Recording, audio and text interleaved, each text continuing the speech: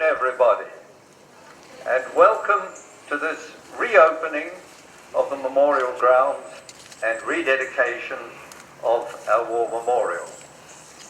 95 years ago today, the people of Dethick Lea and Holloway gathered in this place for the opening of the memorial grounds and the dedication of this obelisk behind me as a war memorial.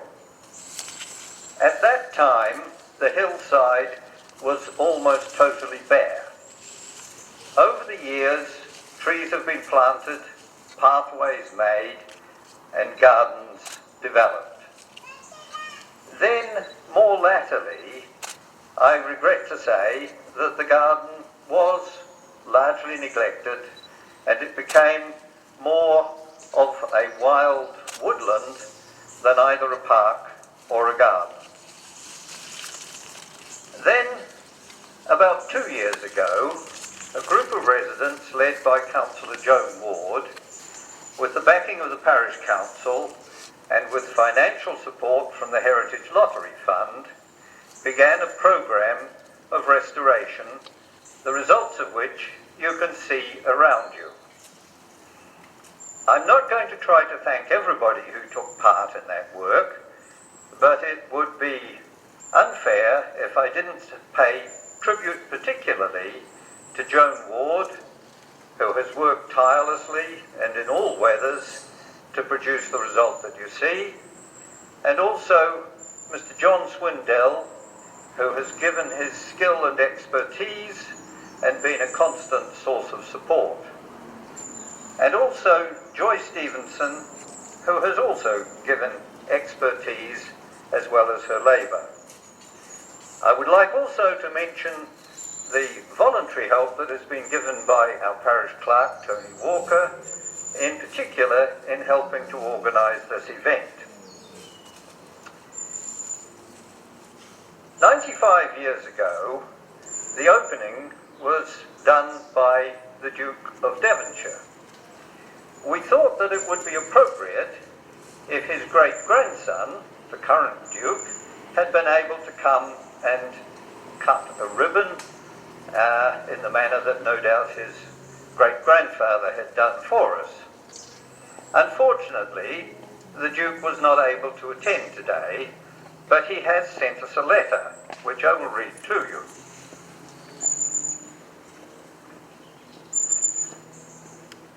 It's addressed to the residents of Dethick Lea and Holloway, and he says, "To you all, it is entirely right and proper that the Dethick Lea and Holloway Parish Council, on behalf of the residents of the parish, have refurbished this First World War memorial, and I greatly regret being unable to be here today to help celebrate your marvellous achievement. I am full of admiration for the magnificent work that has been done here. It is entirely appropriate for such a beautiful site and to commemorate awe-inspiring courage and service. I would like to congratulate Councillor Joan Ward in particular for leading the HLF project to restore the memorial grounds and then organising of the rededication event.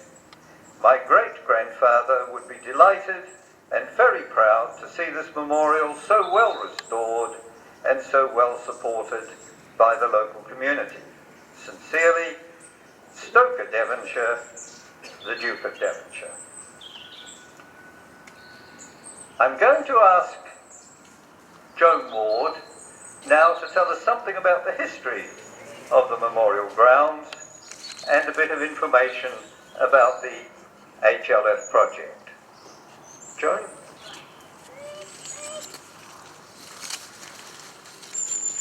Right, well, thank you, Councillor Hooker. The land for this memorial ground was given to the parish in 1922 by a wealthy Sheffield businessman, a man called George Smith Marple, who actually grew up in this village and had a deep affection for the place of his childhood. In an indenture dated the 17th of January 1922, Mr. Marple declared that he was giving the council and the inhabitants of Dethick Lea and Holloway extending to almost 3 acres to promote a suitable memorial for the men of Dethick Lea Holloway who had lost their lives in the Great War, and for the use and benefit of the people of Dethick Lea Holloway as a pleasure ground.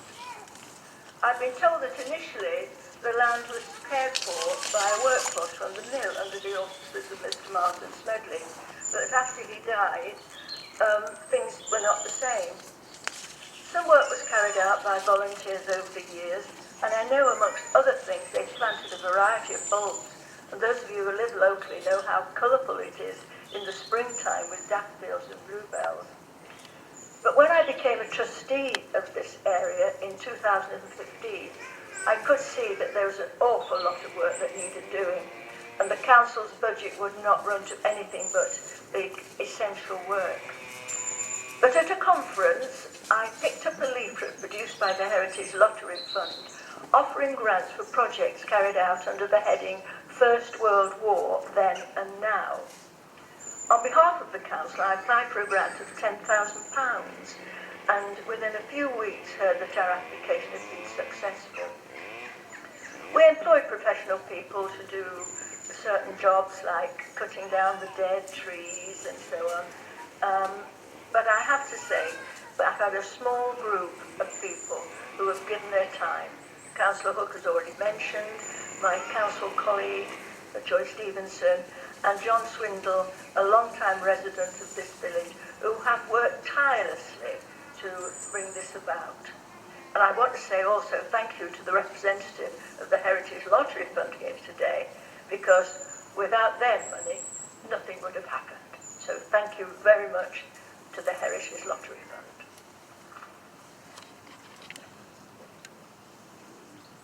I'll now call upon Mr. Geoffrey Nichols, who is that representative of the Lottery Fund, to speak to you. Well, I can say thank you as well.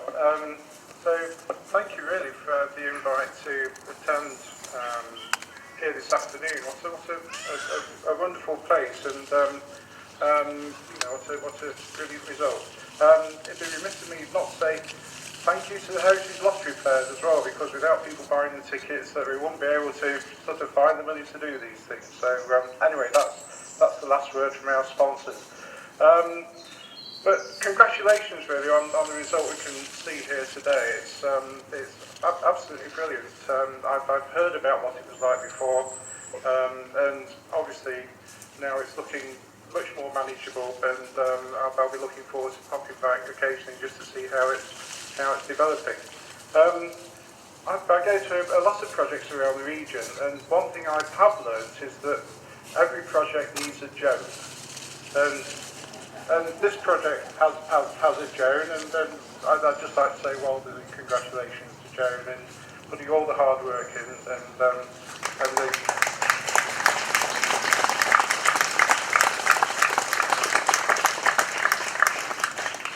not least in managing to fill the forms in and get those in, because that can be a challenge sometimes as well. So it's wonderful to see so many of you here today. It's particularly great to see a range of age groups here, because in the uncertain times we seem to be living in, I think it's very important that the messages are spread down through the generations of what's happened in the past, and we hope what won't happen in the future. But I'd just like to say congratulations on what you've done so far, and I'm looking forward to the rest of the event and to seeing the site develop over the next few years. Thank you.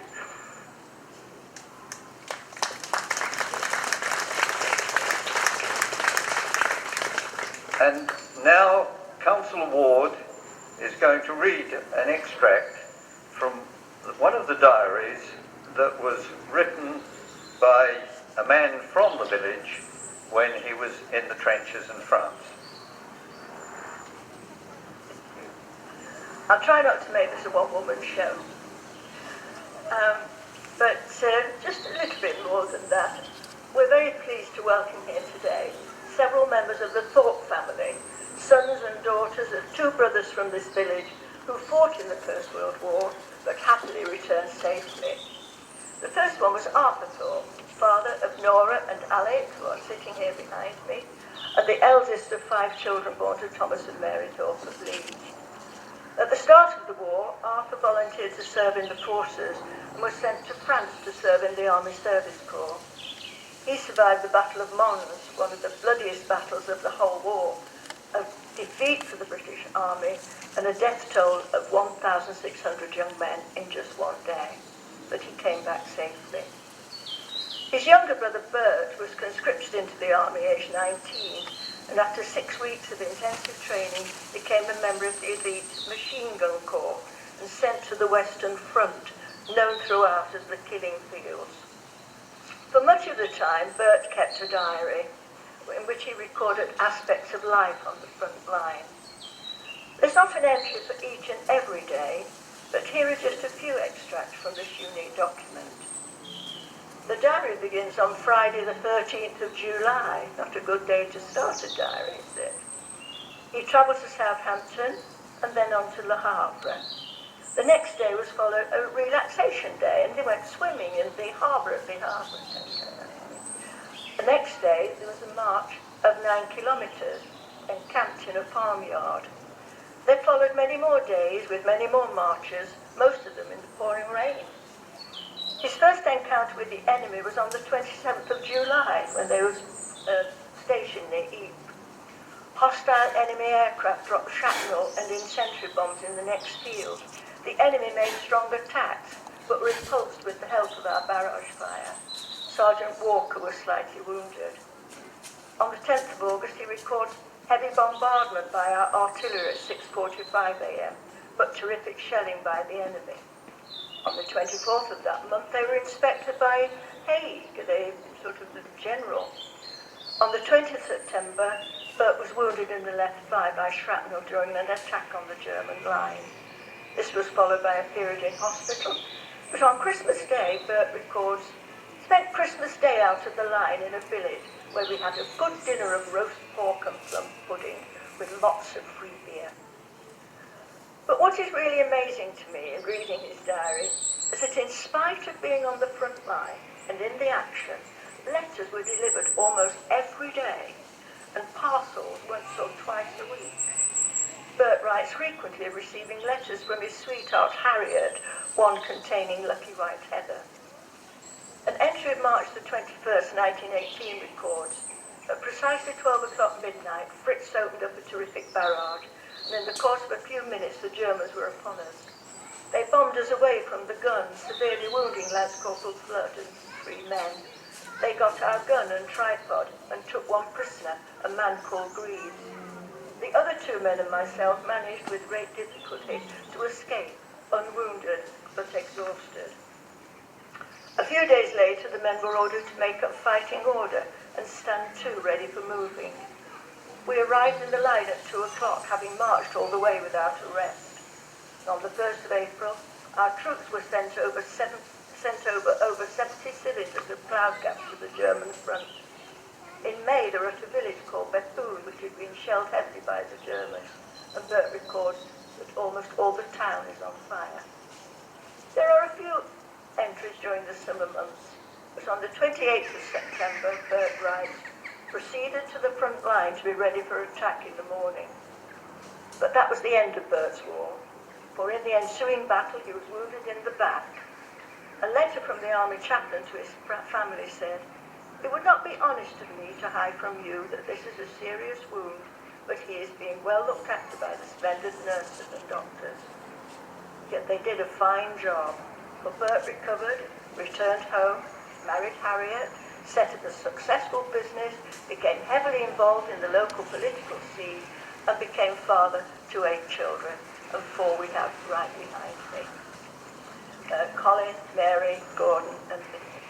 And I'm going to ask his youngest son, Gordon, to cut the ribbon to mark the rededication of our memorial ground. So, Gordon, are you there? There you go. Can you find your way to it? Nobody's got the ribbon. He's got the ribbon.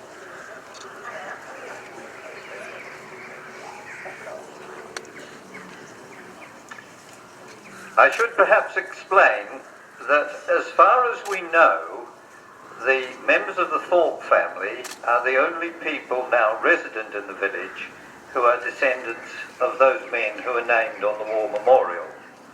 If we are mistaken in that, and anybody can provide us with further information to identify other descendants, then I'm sure Joan will be delighted to hear from you, and we will include you in the future if we have any further proceedings.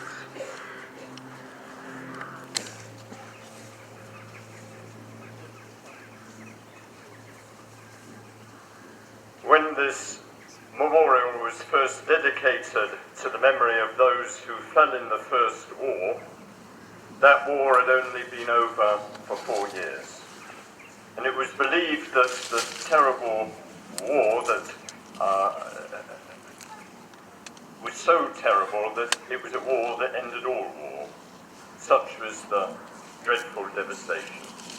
But in little over 20 years, another yet more widespread and devastating conflict was to afflict our world, followed by far too many other appalling conflicts. But the hope remains in our hearts that we will one day find a way of settling our arguments without resorting to war. So today, as well as remembering and praying for rest and peace for those who have died in war, we also pray for peace for the whole world. And we remember the small part that we can do ourselves to bring peace to the world.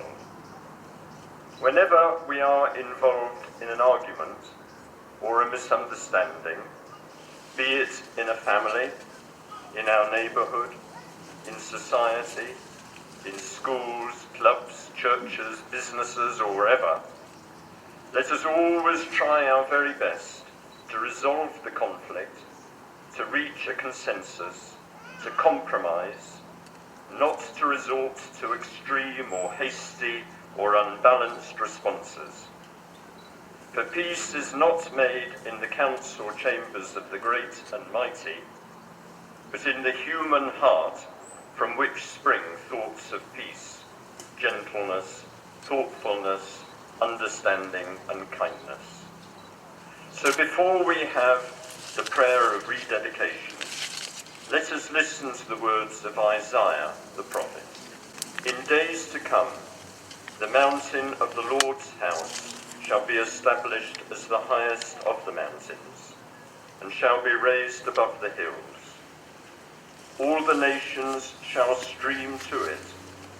Many peoples shall come and say, Come, let us go up to the mountain of the Lord, to the house of the God of Jacob, that he may teach us his ways, and that we may walk in his paths. For out of Zion shall go forth instruction, and the word of the Lord from Jerusalem. He shall judge between the nations, and shall arbitrate for many peoples. They shall beat their swords into plowshares, and their spears into pruning hooks. Nation shall not lift up sword against nation, neither shall they learn war any more. O house of Jacob, come, let us walk in the light of the Lord. And I'm now going to sprinkle the monument, the memorial, with holy water.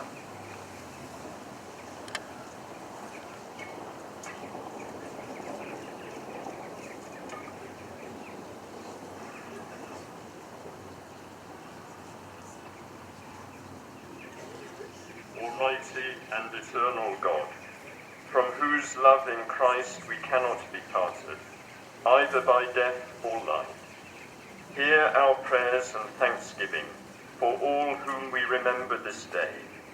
Fulfill in them the purpose of your love, and bring us all with them to your eternal joy. Through Jesus Christ our Lord. Amen. I'm now going to ask Anne Gregory, a member of the Village Wives Group, to read a poem for us.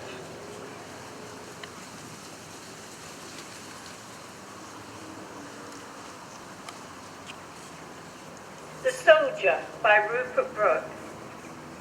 If I should die Think only this of me, that there's some corner of a foreign field that is forever England. There shall be in that rich earth a richer dust concealed, a dust whom England bore, shaped, made aware, gave once her flowers to love, her ways to roam. A body of England's breathing English air, washed by the rivers, blessed by the sons of home.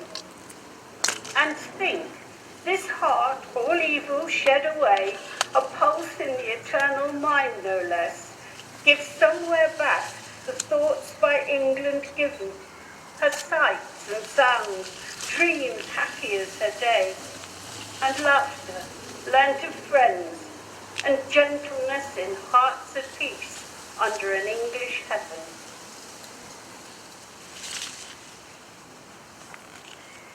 Thank you.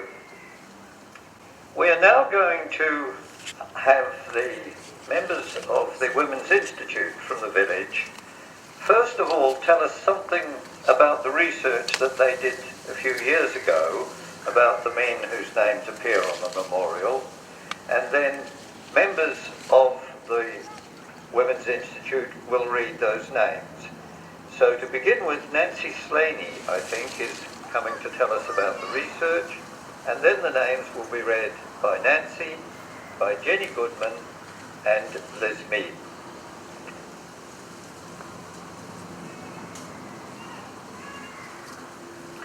Some years ago, members of our local village institute commented that they were intrigued by the names of the soldiers commemorated on the walls in Christchurch and during annual Remembrance Day services. So we decided to try to find out more about these men from our community who lost their lives in the Great War, and we based our research on George Wigglesworth's pamphlet For Your Tomorrows. The information we obtained is set out in a book of remembrance, which is placed in Christchurch for all to see. We remember Private Arthur Brown, Notts and Derby Regiment, Sherwood Foresters. He was born in Holloway, and the family lived in Little London. His father, Albert, had a cobbler's shop on Church Street. Arthur enlisted at Lee Mills and was killed in action in France on the 17th of April 1916 at the age of 19. Private Harold Marsh, 10th Battalion Notts and Derby Regiment, Sherwood Foresters. He was a farm worker in Holloway who was remembered as a notable footballer. Harold enlisted on the 5th of September 1914 and joined the British Expeditionary Force in July 1950. He was wounded twice in October and December and was killed at Delville Wood, Belgium on 12th of August 1916. Second Lieutenant George Footboy Martin Smedley, 3rd Battalion, the Rifle Brigade. He was the second son of Mr. and Mrs. J.B. Marston Smedley of Lee Green. After leaving Harrow School and Trinity College, Cambridge, George was commissioned into the Rifle Brigade in the summer of 1915. He was killed in action on the Somme on the 18th of August 1916 at the age of 19.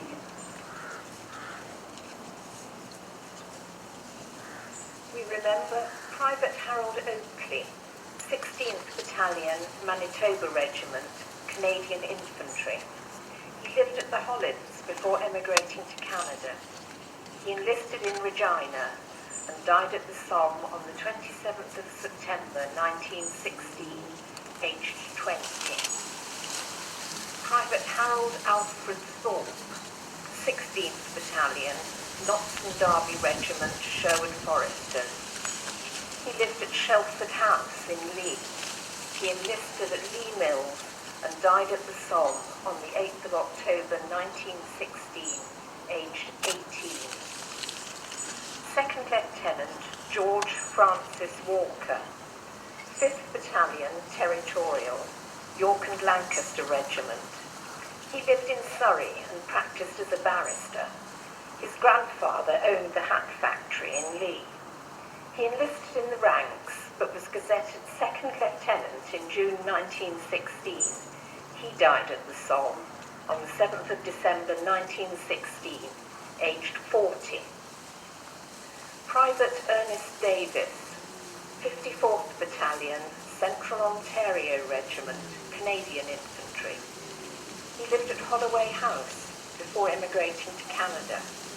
He enlisted at Saskatoon and died near Arras on the 9th of April 1917, aged 28. Private Frederick George Hawley, 1st Battalion, North Staffordshire Regiment, Prince of Wales, was chauffeur to Mr. Marston Smedley and drove the first car in the village. He transferred from the Royal Flying Corps and died at Ypres on the 12th of June 1917, aged 35.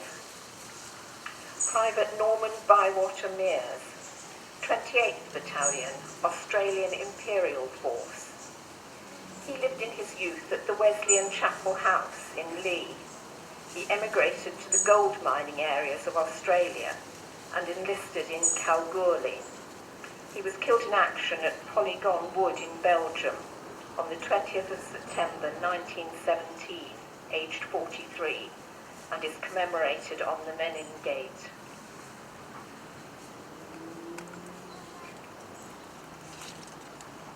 We remember Private William Andrew Hughes, 2nd and 8th Battalion, Notts and Derby Regiment, Sherwood Foresters.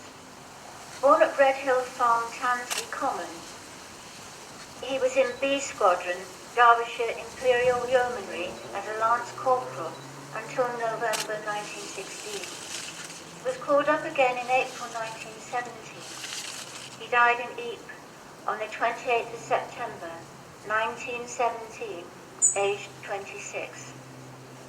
Private Thomas Hodgkinson, Notts and Derby Regiment, Sherwood Foresters. Thomas previously worked at the livery stables in Stanwell and lived on a hillside. He served on the Somme and died on the 9th of January 1918, aged 30. Private John, known as Jack Peach, 16th Battalion, Notts and Derby Regiment, Sherwood Foresters. Jack was born in Holloway and worked as a lead smelter. He enlisted in Derby in 1916. He was killed in action in Picardy on the 21st of March 1918, aged 41. Corporal William Hodgkinson, Military Medal, 2nd Battalion, Notts and Derby Regiment, Sherwood Foresters. Lived on Hillside, Holloway, and was a joiner. William sailed for France in August 1916, where in November 1917 he was awarded the Military Medal for conspicuous bravery. He died in action on the 23rd of March 1918, aged 22. Gunner Arthur Walker, 5th Brigade, Canadian Field Artillery. Arthur was born in Australia and then lived in Leigh Wood. Prior to emigrating to Canada, Arthur served 5 years in the Royal Navy, becoming a seamaster. Enlisting at Regina, Canada, he served in France and was killed by shell fire on the 18th of August 1918, aged 30. Private Stanley Clarkson, 7th Battalion, Lincolnshire Regiment. Stanley's parents ran a shop on Church Street, Holloway. He sailed to France in September 1918. He was killed in the Allied advance in Picardy and Artois on the 9th of October 1918, aged 18.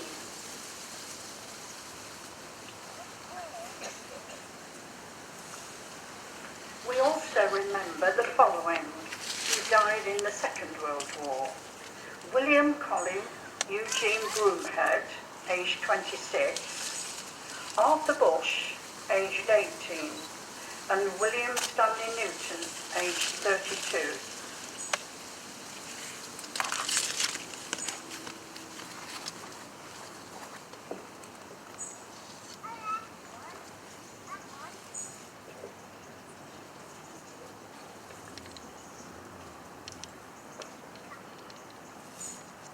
I'm now going to ask Marjorie Thoday from the Methodist Chapel to tell us something about the natural environment that we have now in the gardens.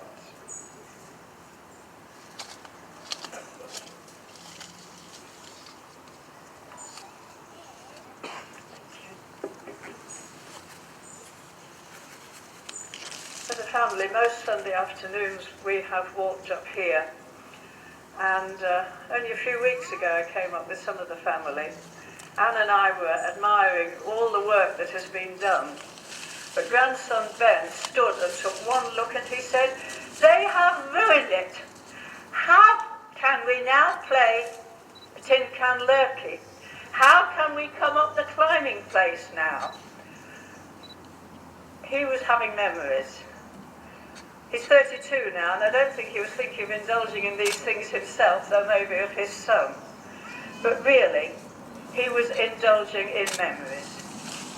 This is not just a memorial garden, it's a garden of memories, of children playing, of people walking their dogs. Many of you will remember Emma Stenson, who used to come up here absolutely every day with her dog. And in this lovely, renovated place, new memories will be formed.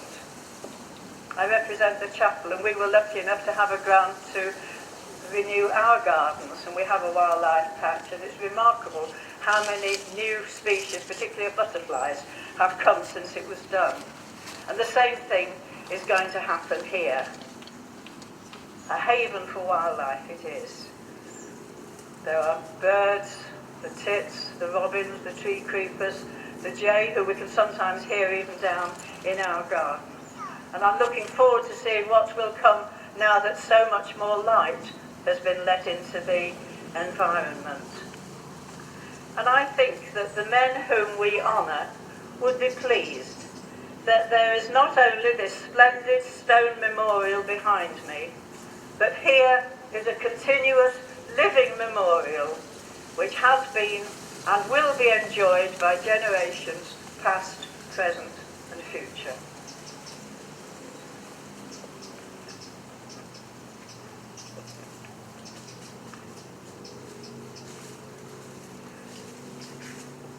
I should point out that the two best dressed men up here with me are soldiers of the Mercian Regiment who have joined us today in order to lay wreaths on behalf of the regiment, which itself absorbed the Sherwood Foresters. Gentlemen. Tight! Quick, march!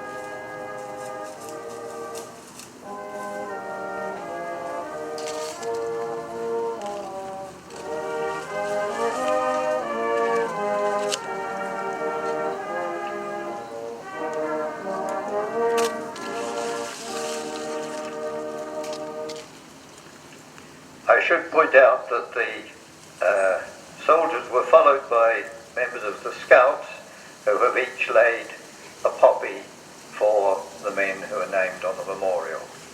And now a member of the Cryche Brass Band will sound the last post.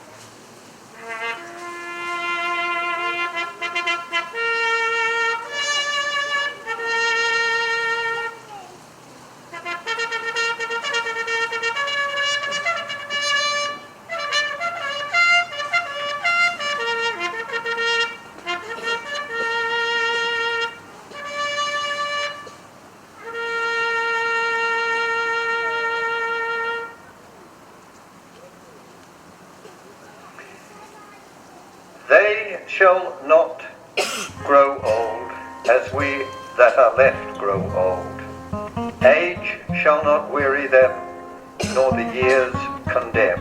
At the going down of the sun, and in the morning, we will remember them.